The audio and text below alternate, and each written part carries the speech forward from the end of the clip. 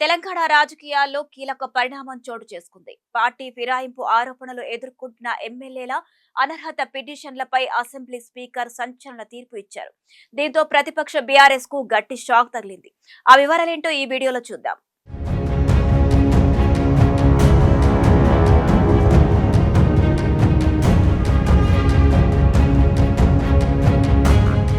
BRS MLA party ఫిరాయింపుల కేసులో assembly speaker గడ్డం ప్రసాద్ కుమార్ కీలక తీర్పును వెలువరించారు.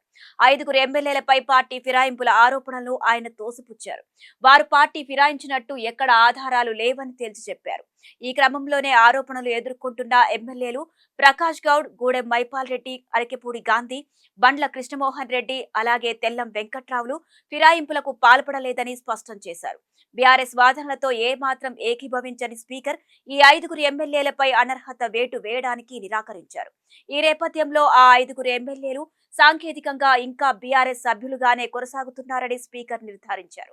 ఇది బీఆర్ఎస్ పార్టీకి షాకింగ్ పరిణామమని చెప్పుకోవచ్చు. పార్టీ ఫిరాయింపుల ఎమ్మెల్యేల విషయంలో 4 నెలల్లోగా నిర్ణయం తీసుకోవాలంటూ సుప్రీంకోర్టు గడువు ఇచ్చిన నేపథ్యంలో అసెంబ్లీ స్పీకర్ ఈ కీలక తీర్పు వెలువరించారు.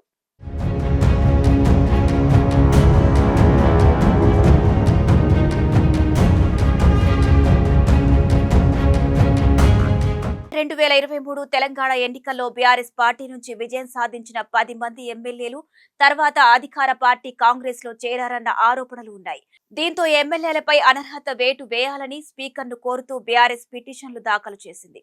ఫిరాయింపు నిరోధక చట్టం ప్రకారం ఒక పార్టీ గుర్తుపై గెలిచిన అభ్యర్థులు ఇంకో పార్టీలో చేరితే అనర్హులుగా ప్రకటించాల్సి ఉంటుంది. ఈ క్రమంలోనే ఎమ్మెల్యేలకు స్పీకర్ నోటీసులు జారీ చేశారు. ఇందులో 5గురు ఎమ్మెల్యేలు తాము పార్టీ మారలేదని విచారణలో స్పష్టం చేశారు.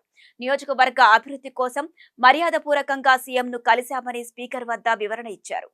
ఇకపోతే మిగతా 5గురు ఎమ్మెల్యేలు దానం నాగేందర్, పోచారం శ్రీనివాసరెడ్డి, కడియం శ్రీహరి, కాలే యాదయ్య, సంజయ్ కుమార్ల అనర్హత పిటిషన్లపై కూడా విచారణ జరిగింది. కానీ వీరిలో కడియం శ్రీహరి, దానం నాగేందర్ మాత్రం తమ నిర్ణయాన్ని చెప్పడానికి కొంత సమయం కావాలని స్పీకర్ను కోరారు.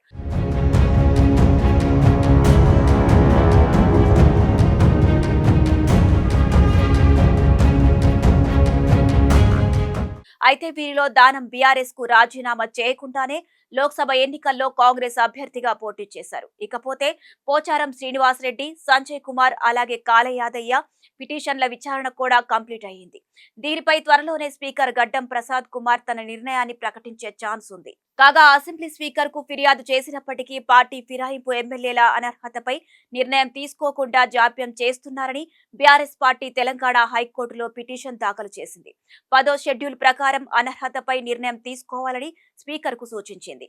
ఆ తర్వాత బీఆర్ఎస్ నేతలు సుప్రీంకోర్టును ఆశ్రయించారు. దీనిపై విచారణ చేపట్టిన సర్వోన్నత ధర్మాసనం 3 నెలల్లోగా నిర్ణయం తీసుకోవాలని జూలై 2025న ఆదేశాలు జారీ చేసింది.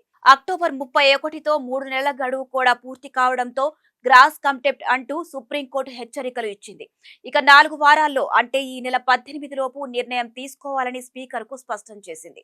ఈ క్రమంలోనే అసెంబ్లీ స్పీకర్ విచారణ ముగించి 5గురు ఎమ్మెల్యేలకు సంబంధించి తొలి దశలో తీర్పు ఇవ్వడం ప్రాధాన్యతను సంతరించుకుంది. ఏది ఏమైనా పార్టీ ఫిరాయింపు ఎమ్మెల్యేల వ్యవహారంలో స్పీకర్ ఇచ్చిన తీర్పు బీఆర్ఎస్ కు షాకింగ్ పరిణామంగా మారిందని చెప్పుకోవాలి.